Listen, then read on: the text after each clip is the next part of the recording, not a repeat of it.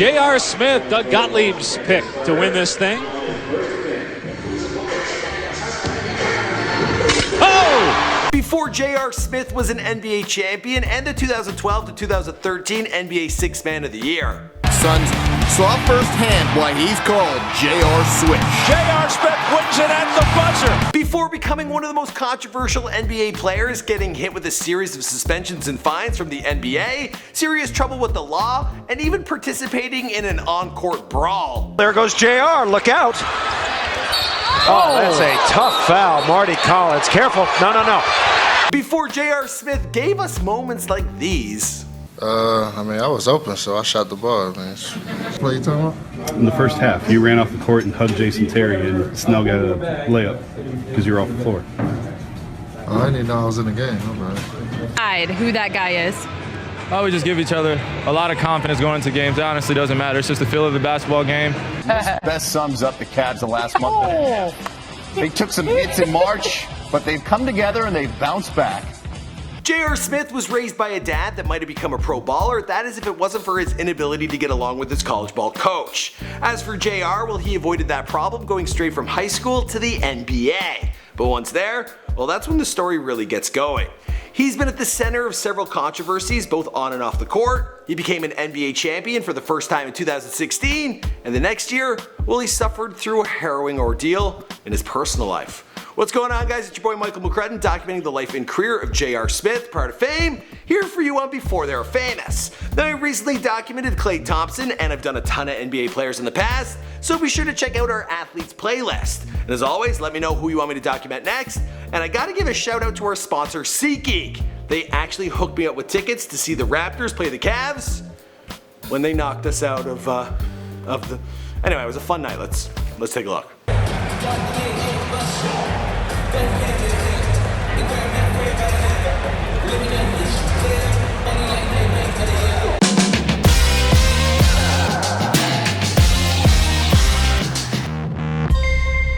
Hey, be sure to subscribe and hit that bell. Boom!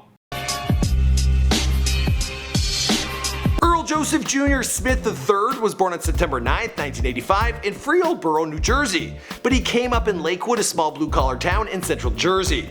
Now, JR grew up in a tight-knit, sports-loving family, and once in a teary-eyed interview with ESPN, well, he credited his parents, Earl and Ida, for much of his success. He stated, "My parents, my family, that's the biggest inspiration in my life. I've been in a lot of dark spots in my life, and if it wasn't for them, I wouldn't be able to get out of it." But his family didn't just stick by him through tough times, he has also credited his father for teaching him every fundamental that I know, especially my shooting technique. Sure enough, JR's dad, Earl Smith Jr., was an impressive shooter himself.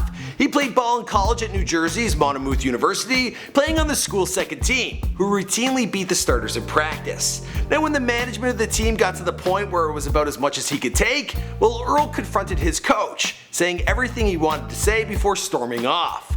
Now, well, it was the end of his college career. He would go on to play for the Jersey Shore League in Belmar, as well as 2 other adult leagues, but never made it to the NBA. And that feat, well, it would have to wait for the next generation. Damn, that must be rough. So once his first son JR was born, Earl decided to pass on his love for the game. JR shared his crib with a basketball and toy hoops. They were placed in every nook of the house. By the time he was 3, the boy could sink free throws on the regular. He learned to do push-ups to improve both his strength and his jump shot form. Once his first brother entered the picture, the two would practice plays together. JR would not be the only athlete amongst his siblings. His brother Chris would go on to play at Manhattan and Louisville, and briefly alongside JR on the Knicks, while his brother Demetrius, well, he would go on to play football at Monmouth University. Now, JR has one other brother and 2 sisters. I can't tell you much about them, but I gotta assume they've got a killer jump shot. You know. JR attended Millstone Middle School, graduating in 1999. He attended Steinert High School and McCorston Catholic High School before transferring to Lakewood High, where he played on the high school basketball team for the first time. You know, the guy moved around so much, he couldn't even get into a fight with a coach, because he'd be gone before he got upset. Later he would transfer to St. Benedict's Preparatory School, and he played on the team there as well. There he averaged an astounding 27 points, 6 rebounds, and 5 assists per game. With college ball recruiters knocking down his door, JR signed a letter of intent to play with the North Carolina Tar Heels. But in April of 2004, his plans would change. He participated in the McDonald's All-American game, scoring 25 points and being named co-MVP with young Dwight Howard. Now after that stellar performance, JR decided to skip right past college and declared himself eligible for the 2004 NBA draft. And the New Orleans Hornets, they came a-calling. When J.R. Smith was available, we were just celebrating. I mean, here's a young player that's got so much upside, and he's going to be okay. JR was one of 9 players drafted straight out of high school that year, and his first season with the Hornets, he was named Western Conference Rookie of the Month 3 times in a row. He averaged 10.3 points, 2 rebounds, and 1.9 assists per game, and while the team didn't qualify for the playoffs, JR was invited to participate in the 2005 Sprite Rising Star Slam Dunk Contest. Not bad. I bet you he don't. That's how he gonna change it. In his second season, things went pretty downhill for JR. His stats dropped to 7.7 points per game, 2 rebounds, and 1.1 assists. Again, the Hornets didn't make the playoffs, but that wasn't the biggest tragedy the team was facing. The team spent part of their season in Oklahoma City because, well, this. You are absolutely not going to believe what you are about to see. Those winds will be started heading south now, and then pushing the water into the levees. Yeah, you'll start to see water flowing back into the city from the north. Shafts of light from gaping holes in the roof illuminate the scene. Remnants of hell for up to 35,000 people. Destruction of the spirit of the people of southern Louisiana and Mississippi may end up being the most tragic loss of all.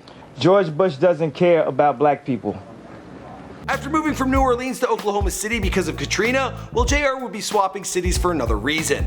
In July of 2006, he would be traded to the Chicago Bulls. Before his bags were packed, he'd be traded again, this time to the Denver Nuggets. Just 5 months later, he would become notorious as a central figure in the infamous 2006 Knicks-Nuggets brawl, which broke out after JR was on the receiving end of a flagrant foul. Well, there goes JR, look out. Oh, that's a tough foul, Marty Collins. Careful, no.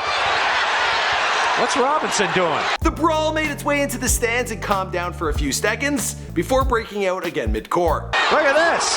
What is he doing?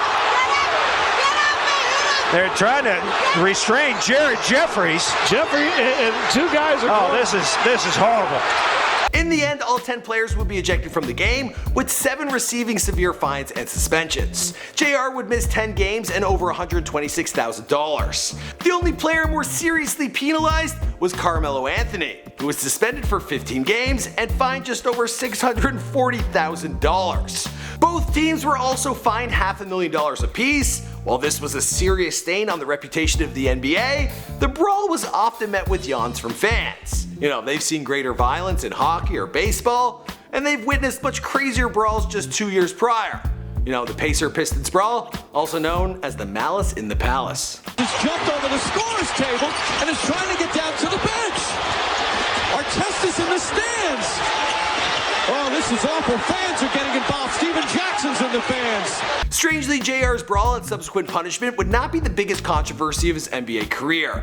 In February of 2007, he and Carmelo Anthony were involved in a car accident, and while information on the incident was kept pretty much under wraps, we know that JR was driving and the car belonged to Carmelo.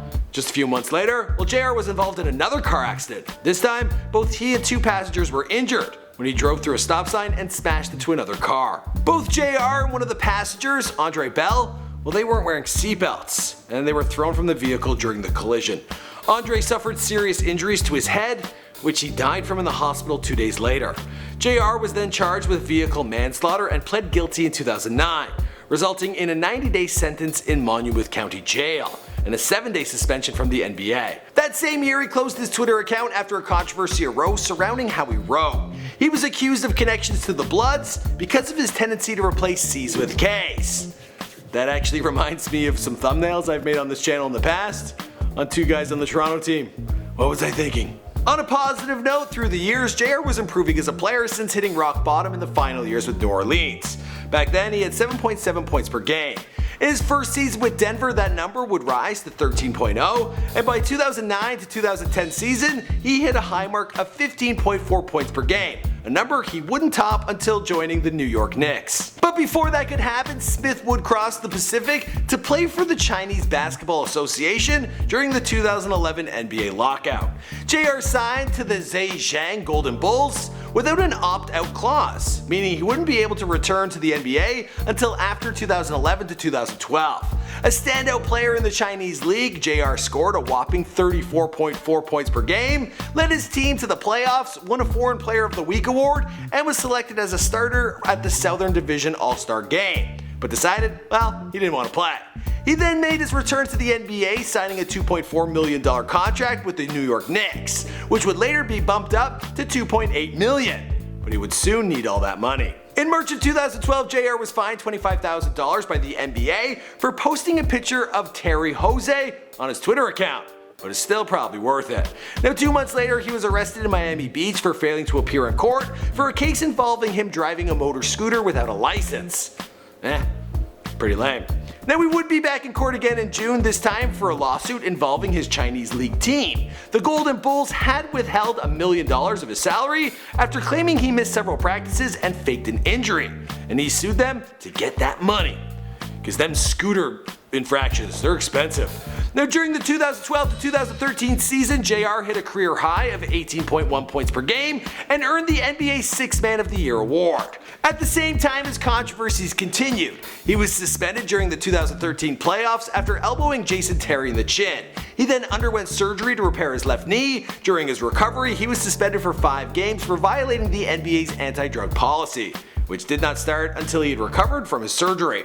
That next year, well, he was fined $50,000 after repeatedly trying to untie the shoelaces of his opponents. During the 2014 to 2015 season, JR was traded to the Cleveland Cavaliers in a 3-way trade with the Oklahoma City Thunder. It wouldn't be long before he'd be getting in trouble there too, as on April 27, 2015, he was suspended for 2 games after swinging his arm into the head of Jay Crowder. If you're keeping track, that's the second Celtic player he seems to have assaulted. Anyway, controversies aside, JR's first full season with the Cavs would be one to celebrate, as the team became the 2016 NBA champions.